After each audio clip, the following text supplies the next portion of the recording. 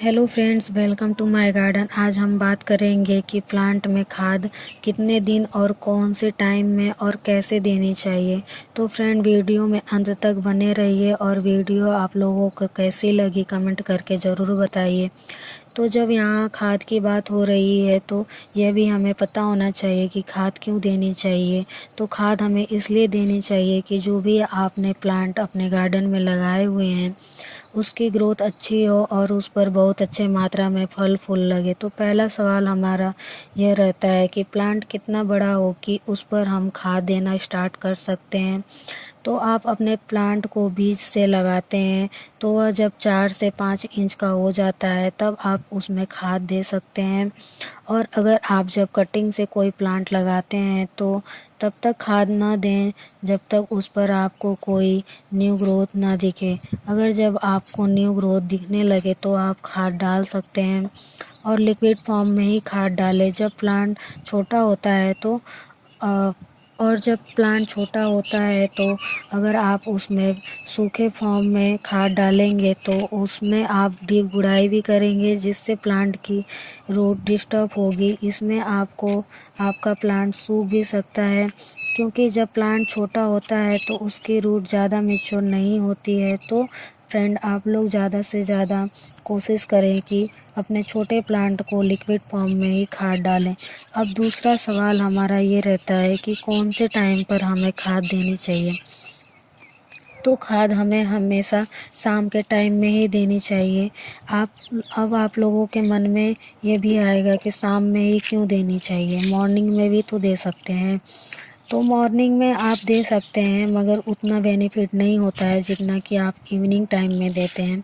अगर आप मॉर्निंग में देते हैं और वो लिक्विड फॉर्म में खाद वो दे रहे हैं आप, तो वह धूप में जल वाष्पीकरण होकर भाप बनकर उड़ जाएगा और जिससे कि खाद का फ़ायदा प्लांट को हमारे नहीं मिल पाएगा। तो आप ज़्यादा से ज़्यादा कोशिश करें कि इवनिंग टाइम में ही अपने खाद को प्लांट में डालें। और जब आप खाद को इवनिंग टाइम में डालते हैं तो पूरी नाइट प्लांट की रूट खाद को अवशोषित करती है और प्लांट में अच्छी ग्रोथ होता है। तो खाद कोई सा भी हो, सूखा हो या फिर लिक्विड हो, आप इवनिंग टाइम में ही दें और फिर प्लांट पर ग्रोथ देखिए। और तीसरा सवाल हमारा ये है कि खाद को कितना दिन पर देना चाहिए। तो आप खाद 15 दिन पर या 1 मंथ पर भी डाल सकते हैं।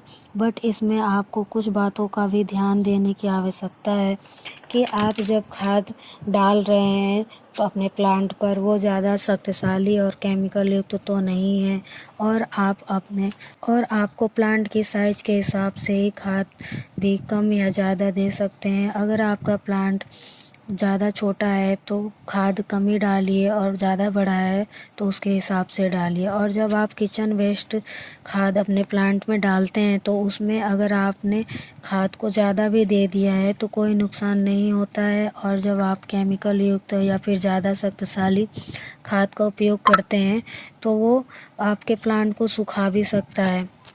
तो आप इन कुछ बातों का ध्यान देकर अपने गार्डन में खाद का उपयोग कर सकते हैं। चौथा सवाल यह है कि खाद देने का तरीका क्या होना चाहिए। तो कुछ बातों को आप इसमें भी ध्यान देंगे। पहला, जब आप खाद देते हैं तो उससे पहले अपने प्लांट में अच्छी तरीके से गुड़ाई कर लें जिससे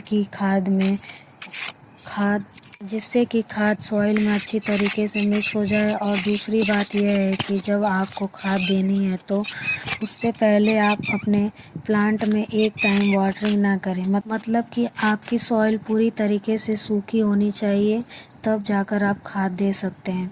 अब तीसरी बात यह है कि खाद देने से पहले आप अपने प्लांट से जो भी इस तरीके से खरपतवार उगी होती है उससे पहले निकाल लें। नहीं तो जो भी आप खाद देंगे वह सब ये खरपतवार ले लेते हैं और जिससे हमारा प्लांट को खाद नहीं मिल पाता है। तो ये जानकारी कैसी लगी फ्रेंड आप लोग को।